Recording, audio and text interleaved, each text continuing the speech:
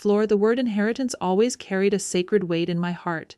It wasn't just about money, not for me, Floor, it was about the years of sweat and blood my late grandfather poured into his land, the sacrifices my grandmother made, and the unspoken promise that when they were gone, Floor, a piece of their struggle and love would live on through me.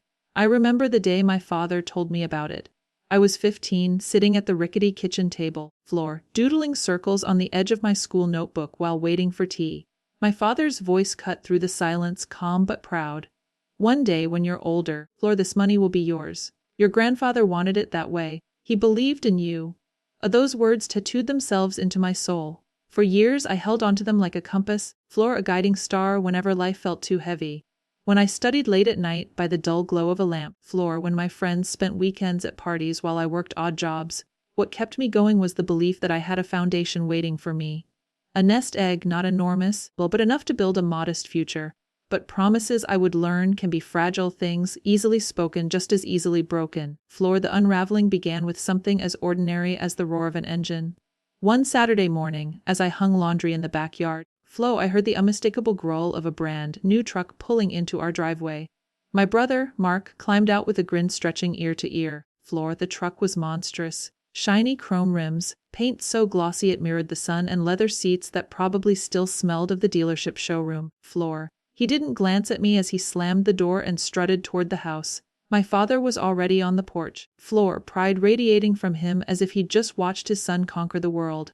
I froze, a wet shirt dripping in my hands. That truck couldn't have come cheap. Floor, Mark had been bouncing between jobs, never saving, never planning. I knew he couldn't afford it. And then, like a knife slowly turning, the truth slipped out over dinner. Floor. I used the inheritance money to help Mark get the truck. My father said casually, as if announcing he'd bought a new toaster. The words didn't register at first. Floor. My fork hovered mid-air. What do you mean? I asked, my voice sharper than I intended. You'll understand when you're older, he replied dismissive. Floor. Mark needed it. He's the one who can make something of himself with it. You'll get your chance too. I couldn't breathe. The inheritance wasn't just money. It was my grandfather's last gift, a promise passed down through generations. And my father had taken it, stripped it from me, Floor, and handed it to my brother as if I didn't matter. That night I lay in bed staring at the ceiling, tears burning my eyes. Every memory of my father's promise replayed in cruel irony. I wasn't the chosen one. I wasn't even considered worthy. In his eyes, my future could wait, could bend, Floor, could be sacrificed. Mark paraded his new truck everywhere, revving the engine just to hear it roar, laughing as he showed off to friends. Each time I saw it gleaming in the driveway, Floor, it was like staring at the grave of my stolen future. And worst of all, my father looked at him with pride I had never seen directed at me. Floor. The betrayal didn't come with shouting or slammed doors. It came quietly in the silence between us. It came in my father's refusal to even acknowledge my pain. Floor, in his belief that I would simply accept it, swallow it, and move on. But deep inside me, something shifted that day. A seed was planted, not of forgiveness but of resolve. Floor, if my inheritance had been stolen, I would build my own, brick by brick, dollar by dollar, respect by respect. And one day I swore silently in the darkness, Floor, they would see what they had done. Silence has a way of screaming louder than words. After the night my father confessed he had spent my inheritance on Mark's truck, Floor, the house was no longer a home. It was a cage of unspoken truths. Every corner of it echoed with betrayal. I would sit at the dinner table, my fork scraping against porcelain, and feel like a ghost at my own family's feast. No one spoke of what had happened. My father carried himself as if the decision was final, as if my opinion never mattered. My mother, Floor, who always played the quiet mediator, avoided my eyes. She busied herself with cooking, washing dishes, Floor, folding clothes, anything that kept her hands moving so she didn't have to confront the wreckage her silence created. But silence, I realized, was also a form of betrayal. Mark, on the other hand, thrived. He became the center of attention, the golden boy with his shiny new toy. Every morning, I heard the rumble of the truck as he left for work, or sometimes for nowhere at all. He loved revving the engine, loved making the tires squeal when he backed out of the driveway. The sound was unbearable, like a cruel reminder that my dreams had been stolen and molded into chrome, steel, and horsepower for him. Nice ride, huh? He smirked once, Floor, tossing me the keys as if I should admire it. You can sit in it if you want. Smells like success, doesn't it? I didn't touch the keys. I just stared at him, Floor, every ounce of me screaming at the arrogance he carried so easily. Success? That truck wasn't success, it was theft dressed up with leather seats. One evening, I tried to confront my father again. I found him on the porch, a cigarette glowing between his fingers, the smoke curling lazily into the night air. "Dad," I began, or my voice trembling, "that money was supposed to be mine. Grandpa wanted me to have it. You promised me." He didn't look at me. Just exhaled smoke and stared into the darkness. "Floor. Promises change," he muttered. "Your brother needed it more. He's the one who can carry the family forward. Floor.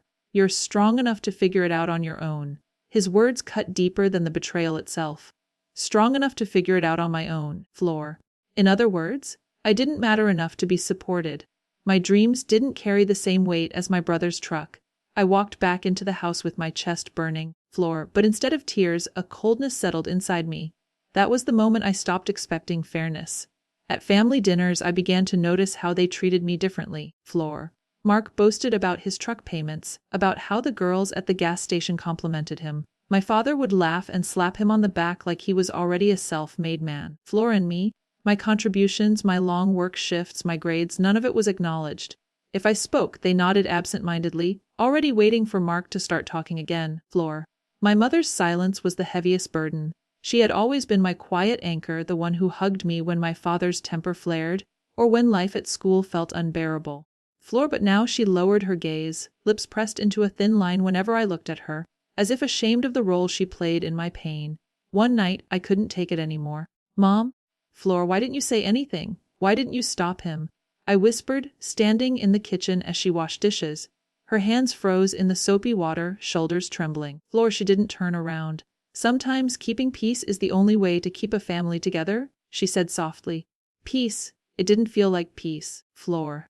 It felt like betrayal layered under silence, like wounds stitched closed without cleaning, destined to fester. That's when the bitterness began to settle. Floor. Not the loud kind of bitterness, but the quiet, corrosive kind that eats at you in the dark.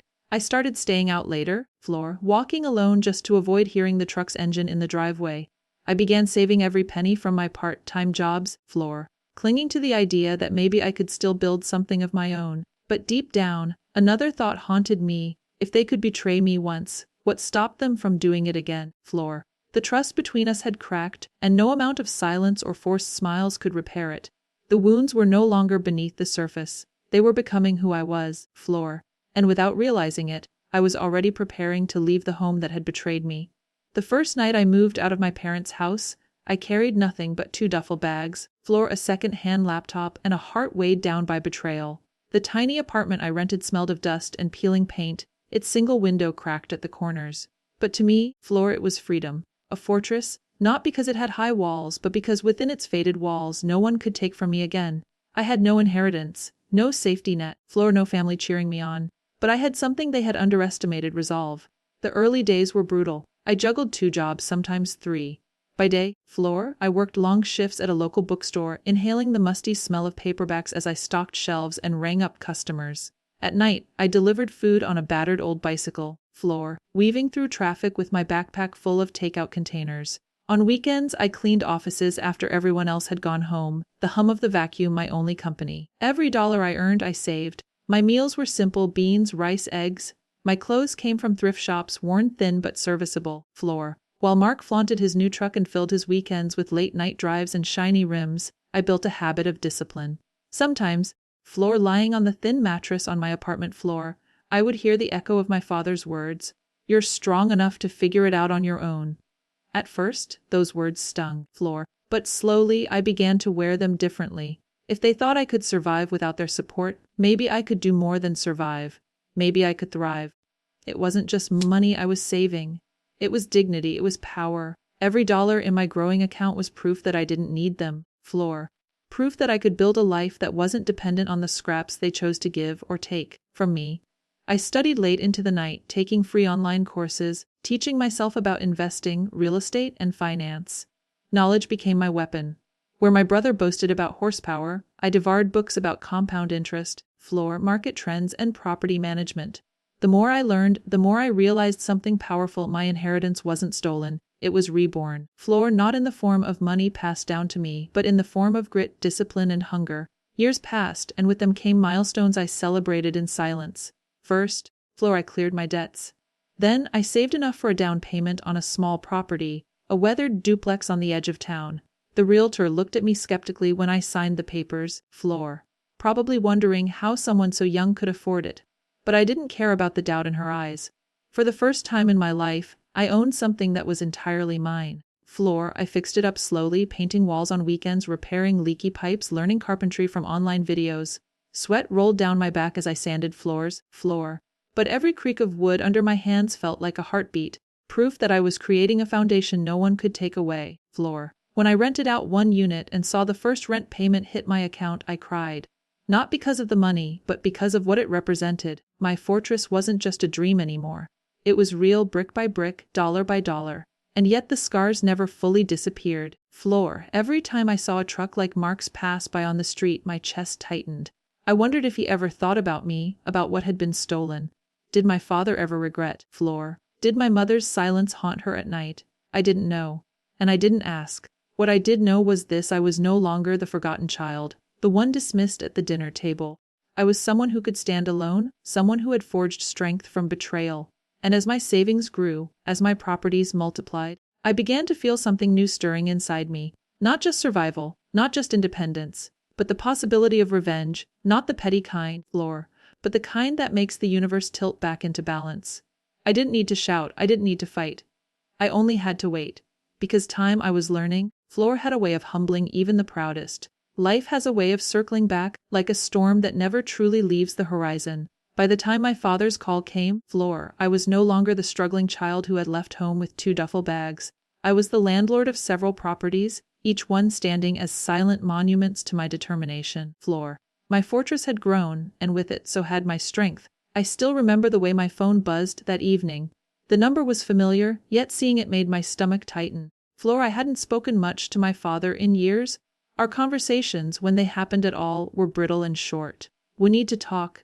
His voice said, rougher than I remembered. Floor, there was no warmth, no fatherly authority, just exhaustion. When we finally met, the man who once dismissed my dreams looked smaller. His shoulders hunched, his hair grayer. Floor, his face carrying lines that spoke of burdens I hadn't placed on him. He sat across from me, fiddling with his hands. Floor. A habit I recognized from my childhood when he didn't know what to say. Mark was there too, but gone was the smirk, the swagger. He looked worn out. Floor, his once prized truck now little more than a financial chain around his neck. His shirt was wrinkled, his eyes tired. I didn't speak first. I let the silence stretch. Floor, the kind of silence they had once used to make me invisible. Now it was mine? Finally, my father cleared his throat. We're in trouble, he admitted. Floor, your brother's truck payments, they got too high. Insurance, repairs, everything. And I lost hours at work. Floor. We can't keep up with the mortgage. I leaned back in my chair, studying them both. Part of me wanted to shout, to scream the years of betrayal back into their faces. Floor. But another part of me, the stronger part, just listened. Because this was the moment I had been waiting for. So what do you want from me? I asked calmly. Floor. Mark shifted uncomfortably, his pride wrestling with desperation. My father answered instead. We need a place to stay. Just until we get back on our feet. The words hung in the air like a confession. Floor. The very people who once stole my future were now asking for shelter in the fortress I had built from the rubble of their betrayal. Floor. I thought of my younger self, sitting at that kitchen table, hearing the promise of inheritance that would never come true. I thought of the nights I worked myself to exhaustion, Floor, eating cheap meals in a cold apartment while Mark revved his truck in the driveway of the home I once shared with them. And now here they were. Asking, needing. It was almost too poetic. I didn't give them an answer right away. I let them wait, let them feel the uncertainty I had lived with for years. Finally, I nodded. You can stay, I said. But it won't be free. Their eyes flicked up, startled. You'll pay $800 a month. Rent. On time every month, just like everyone else. Mark's face twisted in disbelief. 1-800? That's insane! We're family! I held his gaze steady and cold. Floor. Family didn't matter when my inheritance was handed to you, did it? This isn't about family. This is business. My father said nothing. For the first time in my life, Floor, he looked at me not with dismissal, not with superiority, but with something closer to respect. Or maybe shame. The first rent payment arrived the following week. Floor, a check signed by the same hands that once waved away my protests. I held it for a long moment before depositing it, the paper thin and fragile, yet heavy with meaning. Floor, it wasn't about the money. I didn't need it. I was already thriving. It was about balance. about watching the scales finally tip in my favor. Each month, Floor, when their rent payment came in, I felt a quiet satisfaction. Not gloating, not revenge in the cruel sense. Just justice. They had stolen from me once. Now they paid me back, month after month, year after year. Sometimes I'd see Mark in the driveway, his once prized truck now faded, its shine dulled by years of struggle. Floor. He didn't rev the engine anymore. He didn't laugh when he passed me. He just kept his head down, the weight of humility pressing hard on his shoulders. And my father, Lord, he avoided eye contact most days. But occasionally, when he thought I wasn't looking, I'd catch him staring at me with an expression I couldn't quite name. Regret, maybe, Floor, or recognition of the person I had become, the person they never believed I could be. I didn't need their apologies anymore. Floor, their rent was apology enough. Revenge doesn't always arrive with thunder. Sometimes it comes quietly, like rent checks slipped under a door. Floor. The first time my father handed me $1,800 in cash, he didn't look me in the eye. His calloused hand trembled slightly, the bills folded in a neat stack. He set them on the counter and cleared his throat as if words might follow, but none came. Only silence. I picked up the money, counted it, and slid it into an envelope. Floor. Receipt will be emailed, I said evenly as though he were any other tenant. His jaw clenched and he gave a small nod before retreating down the hallway. Floor, it wasn't triumph I felt in that moment. Not laughter, not gloating. Something deeper. A quiet satisfaction, as if the universe had finally righted itself. Living with them under my roof was strange. The house I had bought, my fortress, was sturdy, modern, and full of light.